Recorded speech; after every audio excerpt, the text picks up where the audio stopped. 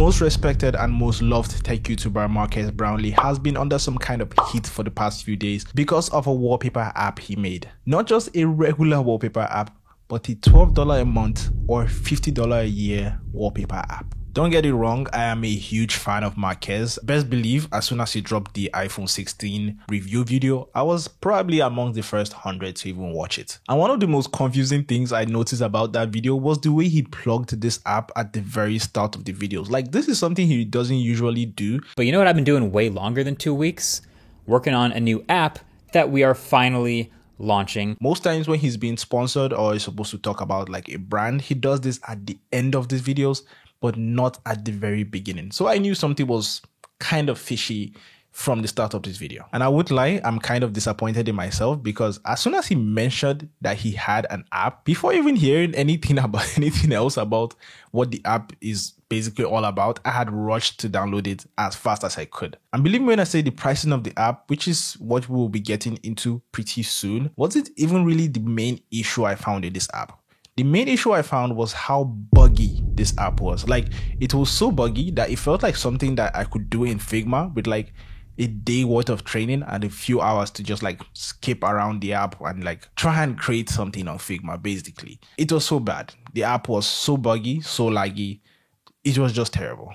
It's kind of fun to be on the other side now, on the development side, where now other people are going to review what we make, which is always exciting. So once the app is downloaded, we also go into the app. I don't know whether it's my phone, but it's kind of buggy. Purchase error. Why is it trying to purchase on the first?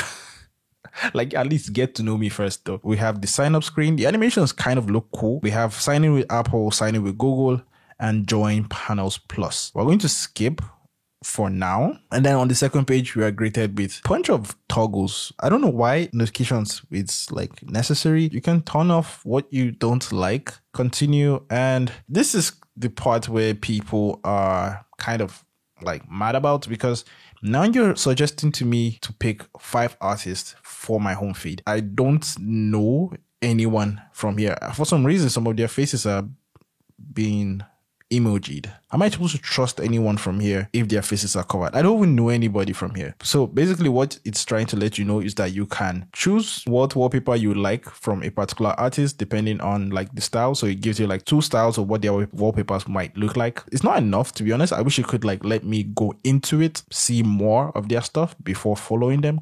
Let's go with this. Cool animations, I have to say. Pretty cool. Immediately we're greeted with some wallpapers. There used to be a as seen on MKBHD tab on the very top. I don't know what happened to it. I have no idea, but it's gone now for some reason. So one thing you notice from the first page, most of the good wallpapers, almost all of the wallpapers. Ooh, I love this. Okay, let's try getting this. I just got carried away. So, bro, watch 2 ads to unlock standard definition. Why do even the free wallpapers require me to pay to get the full definition? Like, if it's truly free, then it should at least be free in all definitions. And yeah, pretty much all the good wallpapers are like to be paid for. So I do already own like a few wallpapers from this pack. As you can see, I have used some. This was some of the ones I had before like making this video. So yeah. So like I mentioned earlier, if you go into accounts, I love the fact that you can change the app icon. So let's try getting Panels Plus and see what it looks like. Oh, it's taking some time to load. I don't know whether it's the app or it's just my phone, because I am using the iPhone 11. Pretty old phone, but still works. This is taking forever. This might not even open at this point. I'm pretty sure. At this point, I'm not sure if it's my phone or it's the app itself, but it's kind of stuck on this page and it's just blank. As you can see, I can go back. So it's like the page is stuck and not my device. Pretty sure about that. Let's try it from another side. Let's see here. Let's try this.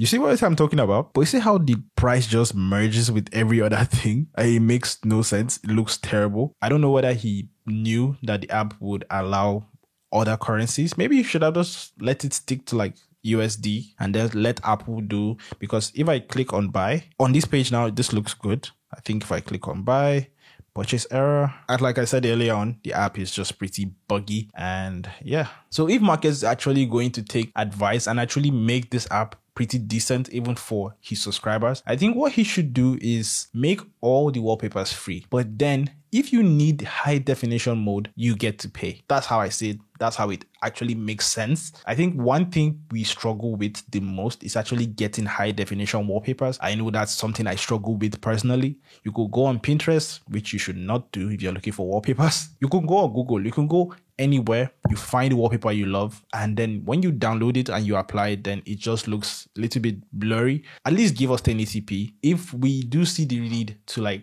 get it in like super quality for like a desktop or something, then we can pay. If that was the reason, I think that's something I could do. There are really better alternatives out there to like get wallpapers. My personal favorite so far has been from Discord. Like I just join multiple creators groups, and then they always have this channel for wallpapers, and I just get pretty much any kind of wallpaper I'm looking for.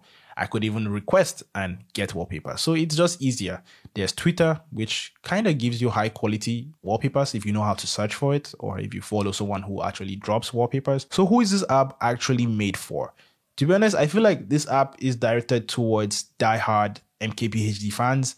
He did even mention it in his video. You guys have always been asking me where I get my wallpapers. Like, it's frequently the #1 suggested search result under my name, has been for years. I have actually found sometimes where I'd be like, oh, that wallpaper is like pretty nice, and I wish I could have it, but I do end up getting something better at the end of the day. But I do believe even if you could afford the price of $50 a year or even $12 a month, I do feel like it's quite expensive, and there's a lot more you could do with that money. There are a lot of subscriptions out there that are not up to $50 a year. Spotify is not up to $50 a year. I think my Netflix is not up to $50 a year. Even Apple Music is not up to $50 a year. So you get what I'm trying to say. There's a lot more you could do with $50 a year. To be honest, MKBHD doesn't feel like someone who should be selling wallpaper subscriptions, to be honest.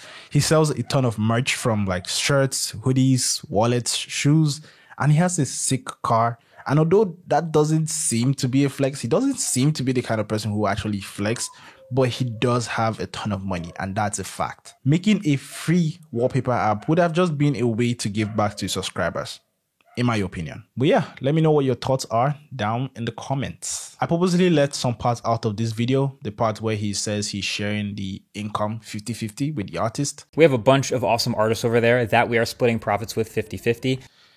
Doesn't make sense to me, to be honest, but we just let him do his business. It is business at the end of the day. Like this video if you enjoyed it, subscribe if you want to see more tech related content, and as always, I'll see you in the next video.